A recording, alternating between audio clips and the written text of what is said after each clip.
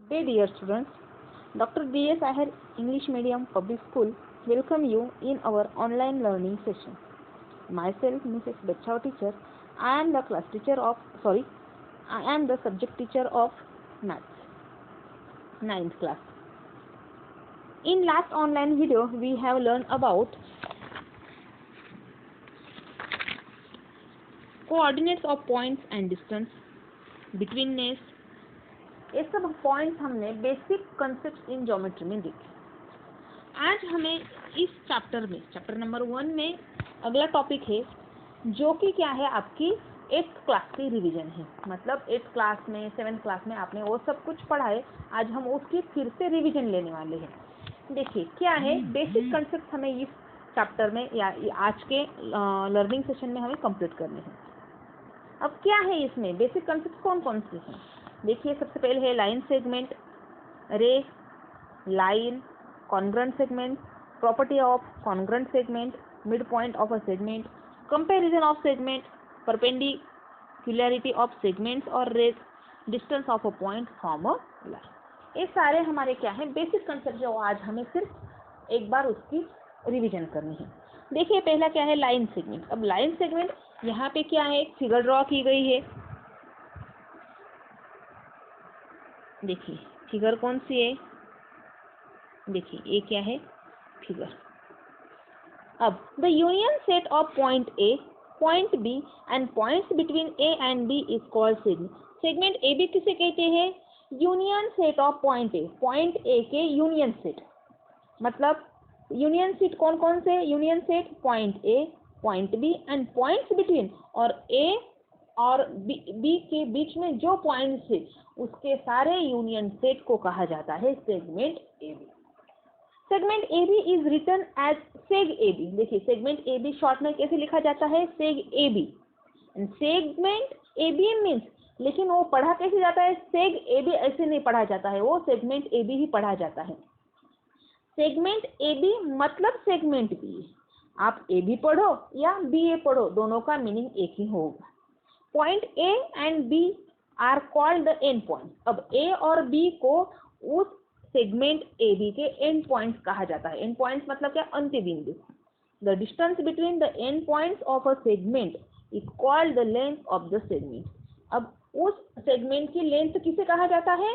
The distance between the end, उन दो and points के बिटवीन का जो डिस्टेंस है उसे लेंथ ऑफ सेगमेंट कहा जाता है। That is length AB is equal to distance AB. Length AB is equal to 5 is written also. देखिए लेंथ AB की डिस्टेंस अगर 5 है तो वो और एक तरीके से कैसे लिखा जाता है? AB is equal to 5। ये हुआ लाइन सेगमेंट। सेकेंड है रे AB। Suppose A and B are two distinct points। समझ लो ऐसा कि A और B दो डिस्टिंक्ट पॉइंट्स है। The union set of all points of segment A. अब सेगमेंट ए बी के ऑल पॉइंट्स का जो यूनियन सेट है वो union set and the point P और point P such that A B P is called ray A B. ए और P के बीच में बी पॉइंट है, इसीलिए उसे कहा जाता है ray A B. Here point A is called, और यहाँ पे पॉइंट ए को and point of ray A B का एंड पॉइंट कहा जाता है। देखिए रे को क्या होता है, एक साइड में पॉइंट होता है और एक साइड में एरो होता है, उसे रे कहा जाता है। मतलब पॉइंट ए को रे ए बी का एंड पॉइंट कहा जाता है। थर्ड है line A B. The union set of points on ray A B.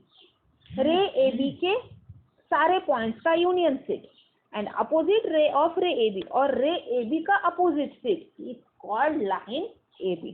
The set of points of segment AB is a subset of points of line AB. देखिए segment AB के जो set से, मतलब points के जो set से वो क्या होते हैं? लाइन AB के सबसेट पॉइंट्स होते हैं।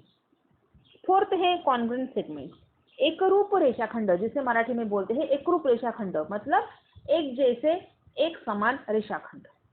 If the length of two segments is equal, अगर दो सेगमेंट्स दिए गए हैं आपको और उनकी लेंथ इक्वल होगी तो वो उसे कहा जाता है टू सेगमेंट्स और कॉन्ग्रुएंट। तो वो दोनों कॉन्ग्रुएंट होते हैं। कॉन्ग्रुएंट मतलब क्या? एक जैसे, इक्वल, एकरूप। देखिए यहाँ पे आपको एक फिगर ड्रॉ की गई है, segment A B, segment C D. Length A B is equal to length C D. अब दोनों की लेंथ एक जैसी है या इक्वल है, इसीलिए दोनों क्या है? एक जैसे है, इसलिए दोनों की लेंथ एक जैसी है। मतलब segment A B congruent segment. देखिए कॉन्ग्रुएंट का साइन कैसे है? इक्वल की साइन और उसके ऊपर एस का साइन लिखा जाता है। Segment A B, segment C D. कैसे पढ़ते हैं? Segment A B congruent segment C D और segment C D congruent segment A B. Properties of congruent segment. अब उनकी प्रॉपर्टीज क्या है? पहली है रिफ्लेक्सिविटी। मतलब क्या? कोई भी रेखाखंड या कोई भी सेगमेंट क्या होता है? खुद को कॉन्ग्रुएंट होता है। मतलब segment A B congruent segment A B, एक ही सेगमेंट खुद को कॉन्ग्रुएंट होता है। सेकंड है सिमेट्री। अगर segment A B C D को कॉन्ग्रुएंट है तो सी डी भी ए बी को कॉन्ग्रुएंट। मतलब पहला सेगमेंट दूसरे को कॉन्ग्रुएंट तो दूसरा सेगमेंट पहले को कॉन्ग्रुएंट होता है, उसे कहा जाता है सिमेट्री। थर्ड है ट्रांजिस्टिविटी। अगर ट्रांजिस्टिविटी मतलब three segments, segment A B अगर सी डी को कॉन्ग्रुएंट है, सी डी अगर ई एफ को कॉन्ग्रुएंट है, तो E F segment A B को कॉन्ग्रुएंट होता है। मतलब पहला दूसरे को, दूसरा तीसरे को, तो तीसरा पहले को कॉन्ग्रुएंट होता है। 6 नंबर है mid point of a segment. मतलब सेगमेंट का मिड पॉइंट जो बीच में होता है, मध्य बिंदु जिसे मराठी में बोलते हैं। If A M B and, अगर ए एम बी है तो, और segment A B congruent M B, अगर segment A M congruent segment M B है, देन एम इज कॉल्ड, तो एम को सेगमेंट ए बी का मिड पॉइंट कहा जाता है। देखिए मतलब क्या? दोनों के ऊपर इक्वल की साइन की गई है। A M is equal to M B, मतलब segment A M congruent segment M B. Every segment has only one and only. देखिए हर एक सेगमेंट को, कौन सा भी सेगमेंट लो, लेकिन उसे सिर्फ एक और एक ही मिड पॉइंट होता है। नेक्स्ट पेज पे है कंपैरिजन ऑफ सेगमेंट। अब कंपैरिजन ऑफ सेगमेंट मतलब क्या? जैसे मराठी में बोलते हैं रेषाखंडांची तुलना। अब इसे क्या कहा? कंपैरिजन मतलब क्या? कौन सा सेगमेंट बड़ा है, कौन सा सेगमेंट छोटा है। मतलब which segment is smaller, which segment is bigger. If length of segment A B is less than the length of segment C D, अगर सेगमेंट ए बी की लेंथ सेगमेंट सी डी के length से कम होगी या smaller होगी, it is written as, देखिए it is written as, मैं बताती हूँ आपको। देखिए सेगमेंट ए बी शॉर्ट है, सेगमेंट सी डी लॉन्गर है। अब उन्होंने क्या कहा? It is written as segment A B is less than segment C D और segment C D is bigger than segment A B. मतलब ए बी क्या है? सी डी से स्मॉलर है और सी डी क्या है? ए बी से बिगर है। The comparison of segments depends upon their length. देखिए कौन से भी सेगमेंट की अगर आपको कंपैरिजन करनी है तो सबसे पहले उनकी जो लेंथ है वो लेंथ हमारे सामने ली जाती है, उसके बाद ही उसका हम कंपैरिजन कर सकते हैं। 8th है परपेंडिकुलरिटी ऑफ सेगमेंट्स और रेस। सेगमेंट और रेस का लंबता मतलब लंब, परपेंडिकुलरिटी मतलब क्या? लंब line. If the lines containing two segment, अगर एक लाइन पे दो सेगमेंट्स है, टू रेज है और a ray and a segment are perpendicular to each other, और अगर वो सेगमेंट, अगर वो दोनों रे और अगर दोनों सेगमेंट एक दूसरे को क्या है? परपेंडिकुलर टू ईच अदर, एक दूसरे को परपेंडिकुलर है, then the two segments, two rays और the segment and they are said, तो उसे कहा जाता है are said to be perpendicular to each other. दोनों या तीनों एक दूसरे को क्या है? लंब है, ऐसा कहा जाता है। देखिए इस फिगर में segment A B perpendicular line C D, देखिए ऐसा इसे। अब सेगमेंट ए बी परपेंडिकुलर का साइन कैसा है, उल्टा टी, देखिए उल्टा टी आपको दिखाई दे रहा है, ये उल्टा टी है, लाइन सी डी, और सेगमेंट ए बी परपेंडिकुलर रे सी डी। 9th नंबर देखिए, distance of A point from a line. अब लाइन से उस पॉइंट का डिस्टेंस कैसे नापा जाता है। इस segment C D perpendicular line A B, अगर सी डी देखिए, अगर C D line A B को परपेंडिकुलर है and the point D lies on the line, और पॉइंट डी ए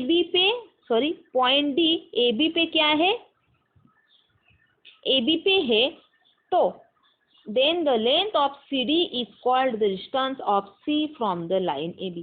तो D अगर AB पे है तो CD के लेंथ को AB के लेंथ से, यानी कि पॉइंट C से उसका डिस्टेंस कहा जाता है। देखो CD को क्या कहा जाता है, AB का डिस्टेंस, कौन से पॉइंट से, C से D तक। The point D is called the foot of perpendicular, और इसीलिए पॉइंट D को foot of the उस लंब का foot कहा जाता है। If length CD is equal to A, अगर CD is equal to A है तो then the point C is at a distance of A, तो पॉइंट C से लाइन AB का डिस्टेंस क्या है, A ऐसा डिनोट किया जाता है। देखिए हमने जो 9th पॉइंट्स देखे इस चैप्टर में, इस आज के ऑनलाइन लेक्चर में, वो सारे उसके डेफिनेशन आपको क्या करने हैं, आपके नोटबुक में लिखने हैं विथ फिगर के साथ। हर एक डेफिनेशन के साइड में आपको फिगर ड्रॉ करनी है और उसके बाद ही वो आपको राइट करना है। इसी के इस पे ही डिपेंडेंट आपको प्रैक्टिस सेट 1.2 सॉल्व करना है। नेक्स्ट पेज पे भी कुछ क्वेश्चन है, देखिए क्वेश्चन 2 है, right the answer of the following question. Figure के अनुसार आपको उसके क्वेश्चंस के आंसर देने हैं। 6 नंबर के क्वेश्चन, वहाँ पे भी आपको कुछ नंबर लाइन ड्रॉ की गई है, उसके हिसाब से आपको उसके क्वेश्चन के आंसर लिखने हैं। ओके, पहले पेज पे है 4 क्वेश्चन और सेकंड पेज पे है 2 क्वेश्चन। आपको सारे क्वेश्चन विथ फिगर के साथ आपको सॉल्व करने हैं। ओके, अगले ऑनलाइन वीडियो में हम कंडीशनल स्टेटमेंट एंड कॉन्वर्स के बारे में जानकारी लेंगे। ओके।